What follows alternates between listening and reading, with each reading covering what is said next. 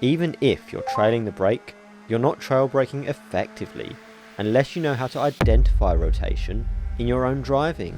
Rotation is one of the biggest buzzwords in sim racing, but so many drivers can't define rotation, and even more, don't know how to identify rotation when they're driving. So in this video, I'll explain the difference between turning and rotating, show you how to identify rotation in your own driving, and explain why car choice matters a lot when you're trying to understand how to trail brake. So, what is the difference between turning and rotation? Too often they're used interchangeably, but they are not the same. We can think of turning as something that changes the path of the car through the corner. If we turn more, our path tightens, and if we turn less, our path widens. Rotation is subtly different. When we rotate the car, we actually pivot the car around its centre of mass. When we ask for more rotation, our path through the corner does tighten, but only because we've rotated the car around its centre of mass. This causes the tyres to slip, which counterintuitively actually gives us more grip as long as we don't slip too much. That's why trail braking is such a powerful technique, because it allows us to rotate the car, generate slip angle, and actually increase the amount of grip that's available to us. But if you don't know how to feel that rotation when you're driving, you're never going to be able to unlock the extra grip that slipping the tyres can give us. So how can we identify rotation while we're driving? Within the car, there are two ways we can identify rotation. And the first is a very subtle visual difference in how the scenery accelerates while we're cornering. When I'm coaching students, this is the cue I lean on to give feedback on whether a driver is effectively trail braking. What you're looking for here is a small acceleration in how quickly the scenery moves across the screen while you're cornering. But this is an extremely subtle difference, so it's worth showing you a couple of onboards here to help you try and identify when a driver is rotating and when they're not. Watch these onboards a couple of times and try to decide based on the scenery whether you think this driver is trail braking effectively or not.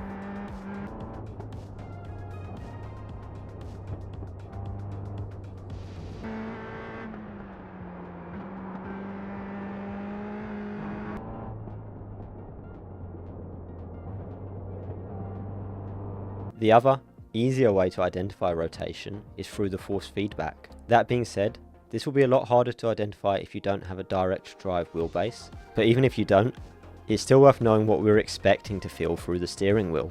For the purposes of this video, we can think of rotation as controlled oversteer.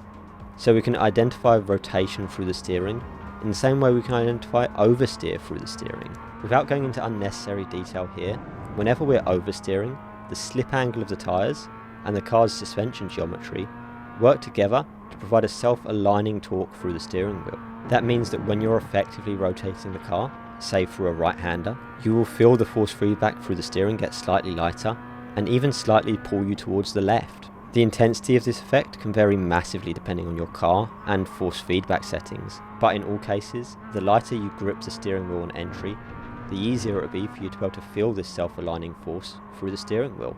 We can also check that we're rotating the car effectively using the replay camera. In the replay, we can see rotation anytime we start to see the rear tyres step out and take a slightly different path through the corner to the front tyres. Again, this difference can be subtle, and rotation is actually easier to spot in some cars than it is in others. When you're starting to learn how to trail brake, your car choice matters a lot. In both of these replays, the driver is at the limit and rotating the correct amount, but the amount of slip angle in each example is massively different. The reason for this is that the optimal slip angle, the grippiest slip angle, actually changes depending on the car. Some cars and tyres provide optimal grip at a high slip angle, and other cars provide optimal grip at a relatively lower slip angle. When you're learning to trail brake for the first time, you want to do so in a car that has a large optimal slip angle, because this allows you to more comfortably experiment with rotating the car without pushing over the optimal slip angle as easily as you would if you're trying to learn in a car with a lower optimal slip angle. This list is not exhaustive, and nor is it completely objective, but it does rank some popular cars in iRacing based on how happy they are to have the tyres slip. So if you feel like you're still struggling to grasp trail braking, even after having watched 100 videos on the topic, my advice to you is this: try again, but this time in a car that makes it easier to find and feel that rotation that makes trail braking such a powerful technique. If you want to make progress faster, you can get a free 7-day trial of my online course, iRacing Fundamentals, via the link in the description. The course covers everything I wish I knew when I started iRacing 2 years ago, and it will comfortably see you through to an iRating of over 2000, which already would put you in the top 25% of iRacers.